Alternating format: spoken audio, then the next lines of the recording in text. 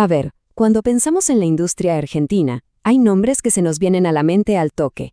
Y Fate, sin duda, es uno de ellos.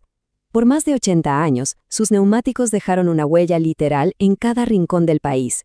Un verdadero gigante industrial. Pero bueno, toda historia, incluso la de un coloso, tiene un final. Y hoy vamos a desentrañar justamente eso, el ascenso y la caída de Fate. La noticia fue un baldazo de agua fría. Imaginen, febrero de 2026, y de repente el titular que nadie quería leer. Fate, la histórica fábrica de neumáticos, cerraba sus puertas para siempre. Así, de un día para el otro, se bajaba la persiana de un capítulo clave en la historia industrial argentina. Y claro, la pregunta que nos hacemos todos es esa, ¿no? ¿Cómo es que una empresa que fue pionera, que se bancó 1000 crisis y que era un emblema nacional, llega a este punto? Bueno, para encontrar la respuesta, tenemos que rebobinar la cinta y viajar bien atrás, a sus orígenes. Y como muchas de las grandes historias argentinas, esta también empieza con el sueño de un inmigrante, un comienzo súper humilde que, sin saberlo, estaba poniendo la primera piedra de lo que sería un imperio industrial. El propio nombre de la empresa ya nos da una pista enorme sobre sus inicios. Fate es el acrónimo de Fábrica Argentina de Telas Engomadas.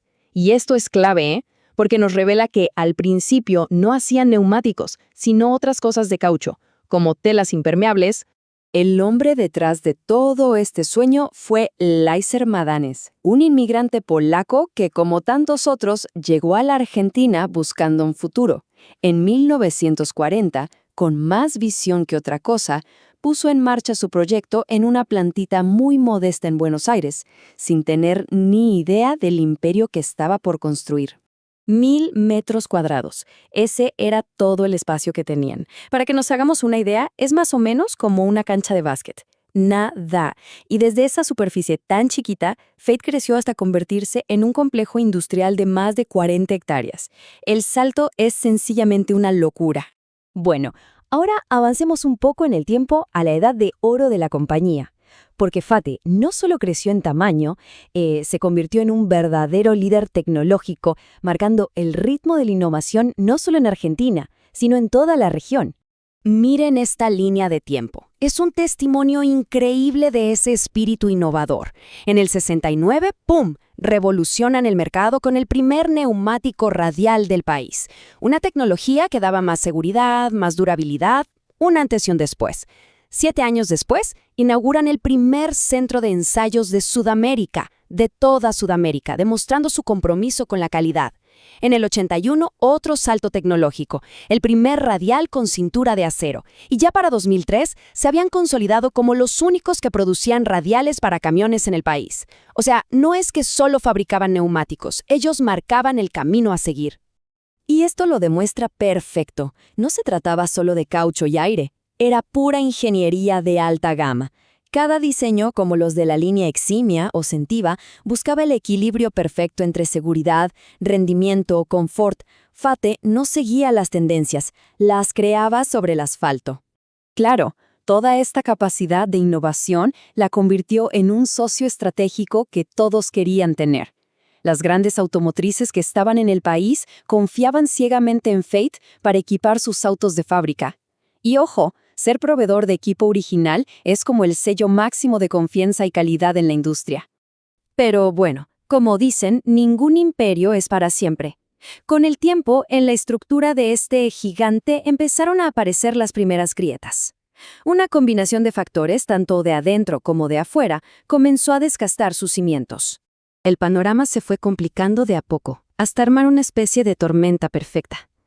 La competencia de productos importados, que muchas veces eran más baratos, se hizo feroz. A nivel local, una carga de impuestos altísima y costos laborales que no paraban de subir les apretaban los márgenes. Y para rematar, una caída del mercado interno que les pegó directo en la línea de flotación.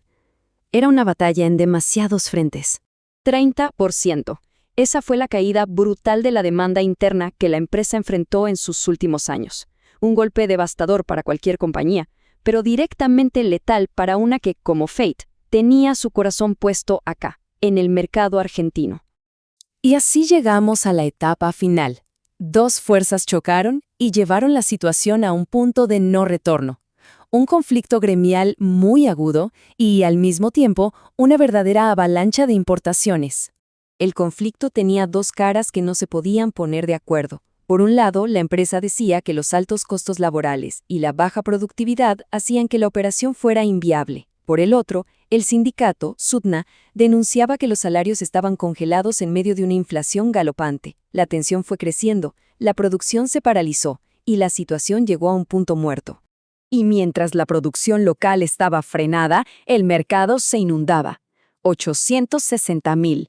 Esa es la cantidad de cubiertas importadas que entraron al país en un solo mes, la cifra más alta en 2 décadas. Competir en ese escenario se volvió prácticamente imposible. Con este panorama, el desenlace se precipitó.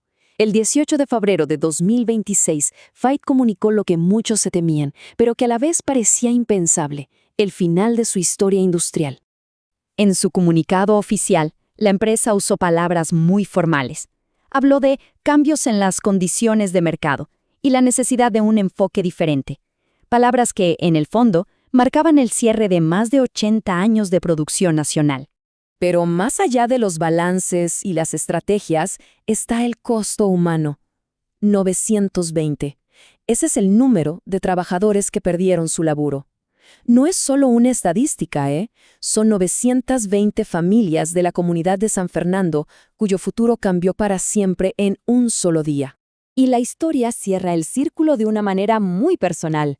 Javier Madanes Quintanilla, el nieto del fundador de Laser Madanes, calificó ese día como un día de luto. Una frase que resume perfecto el sentimiento de una familia que vio nacer, crecer y finalmente desaparecer a un emblema de la industria argentina. El viaje de Fait, desde un galpón modesto hasta convertirse en un gigante industrial, y su eventual caída, es un poco un espejo de la propia historia argentina, ¿no? La pregunta que nos deja su cierre resuena con mucha fuerza. ¿Está condenada la industria nacional a competir siempre en desventaja? ¿O es posible encontrar un modelo que combine innovación, competitividad y también justicia social? El legado de Fait, sin dudas, nos exige una respuesta.